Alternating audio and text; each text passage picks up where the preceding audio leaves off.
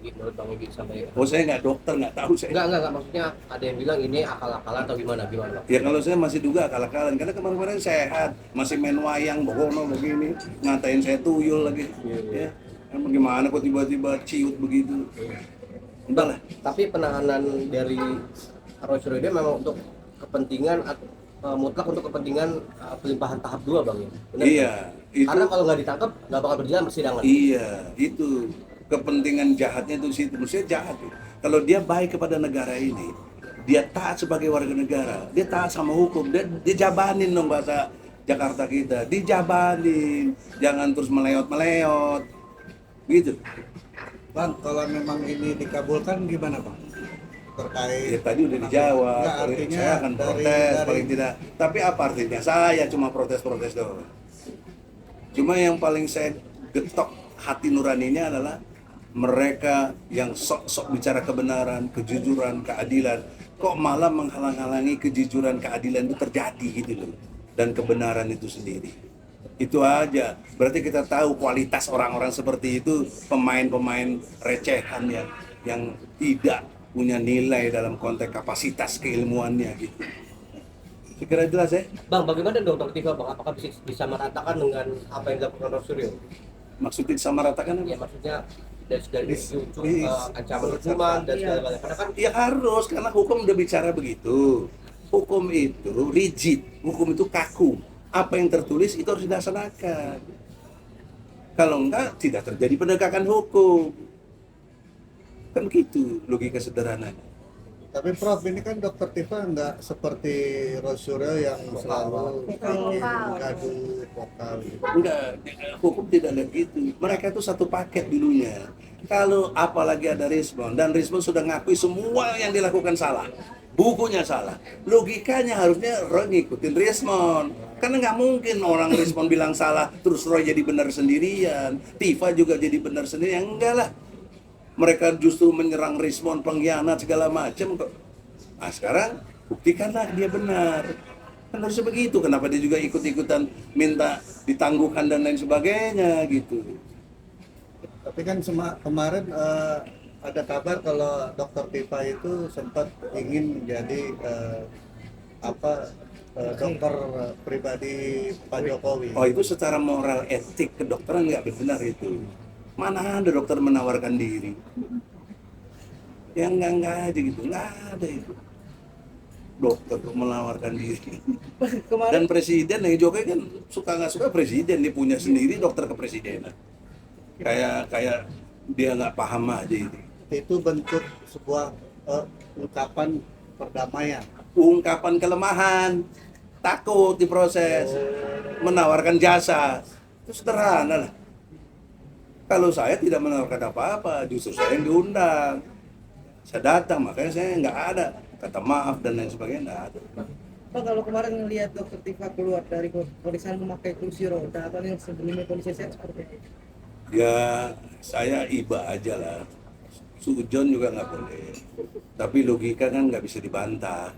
Kemarin sehat-sehat aja. Apalagi waktu ditangkap lagi bikin skripsi atau apa untuk gelar doktornya, disertasi kan begitu. Terus tiba-tiba sakit pakai jadi lumpuh gitu.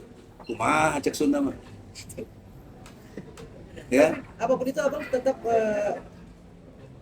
tetap mengikuti proses hukum ini ya, apapun itu yang terbaik dari kepolisian sekalipun Ini nanti asumsi ya, kalau saya kemarin ke Solo kemudian ditolak, saya punya permohonan di SP3, saya jabanin, ditahan saya jabanin, ngapain lah? Orang saya punya alat buktinya juga kuat tuh. gentle ya Bang. Ada putusan pengadilan kalau saya. Kalau Roy apa dasarnya? 99,9% itu apa dasarnya? Itu yang dibantah juga oleh Rismon. Soal foto kayak apa, Rismon punya jawabannya. Menurut ilmu dia, saya nggak tahu. Saya nggak ikut-ikut urusan itu. Bang Egy, Mungkin kan kemarin dari pihak Roy kan berkeberatan dengan SOP yang penahanan itu, artinya ya tidak sesuai lah, apalagi waktu Enggak, pertanyaan nggak sesuai itu dari mana? Saya udah bilang dari pasal 89. Anda kutip dong. 89 KUHP. Itu memungkinkan penegak hukum dalam hal ini polisi mengupayakan paksa gitu loh. Prof, dari pihak mantan Wakapolri Groseno kan sempat bilang kemarin bahwasanya harusnya penangkapan atau penahanan ini harus ikut campur tangan pejabat tinggi dari pihak kejaksaan. Gimana menanggapinya, Prof?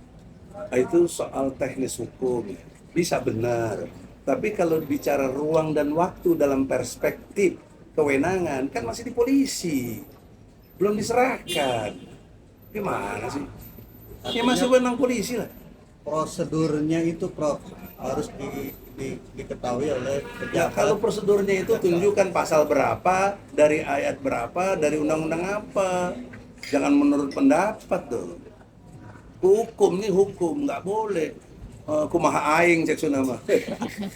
Prof, terus ada lagi mengatakan bahwasanya proses penahanan dan penangkapannya itu tidak sesuai karena dianggap seperti menangkap teroris. Gimana, Prof? Itu bukan juga alasan hukum.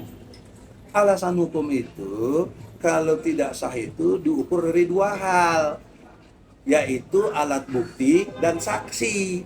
Apa alat buktinya? Apa saksinya yang dilanggar? Itu baru tidak sah. Kalau diperumpamakan seperti teroris, teroris yang mana yang seperti itu? Resolusi itu kan lebih sadis kalau teroris, Pak. Nggak begitu. Jadi janganlah pakai inisiasi yang orang jadi sesat gitu loh. Nggak ada urusannya dengan itu. Polisi berani begitu karena ada dua alat bukti tadi. Minimal saksi dan dokumen yang mereka tahu apa. Dan Prof, polisi berhak untuk ke setiap sudut, bahkan ruang pribadi itu berhak. Ibarat kan ada di pasal 89. Itu masalahnya, dan itu undang-undang yang baru lagi.